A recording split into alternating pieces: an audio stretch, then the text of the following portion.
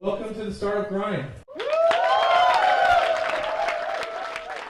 There's a couple things about brand. One, there's this meaning and values for employees and consumers that drive your business, that drive financial rewards for employees and shareholders.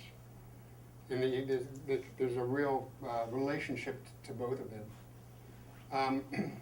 There are many brands in our space. This is like just a few of the publishers. If you start throwing in the product brands, you start throwing in the licenses, like in FIFA alone, I think we have 1,500 teams that are all in it. So there's like hundreds and hundreds of brands. As I mentioned earlier, you walk into a supermarket, there's 25,000 products. All of us are exposed to 2,000 to 3,000 brand impressions a day. And so what the clutter and the noise of it requires you to be more than just, hey, get my attention.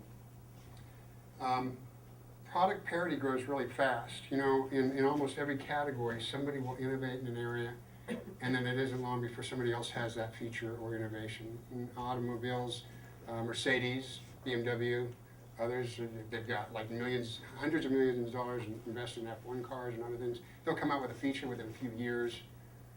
Other cars have those features, and they're no longer the unique thing. There's always this innovation. And as that product parity grows, a brand is a really determining factor in differentiating them. So people will pay a lot more for one cup of coffee or the other, or prefer more one brand to the other. Not so much around the actual product qualities, but around the brand.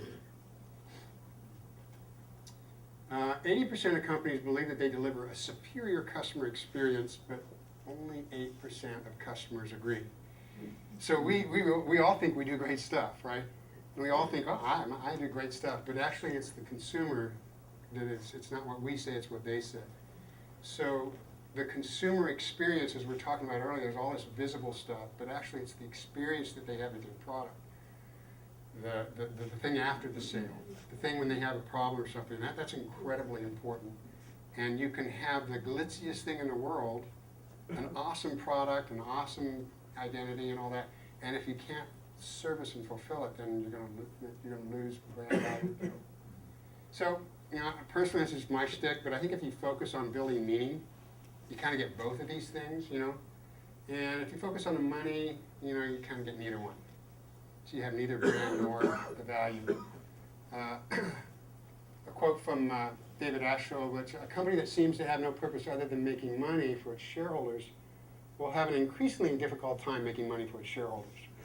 There's recently been a whole Harvard Business Review study on this, studying the management philosophies over the last 100 years and how it's shifted. There's a long time where the shareholder accountability was the primary motivation of corporations, even legally. And more, there's evidence and awareness that actually serving the customer will drive better shareholder results.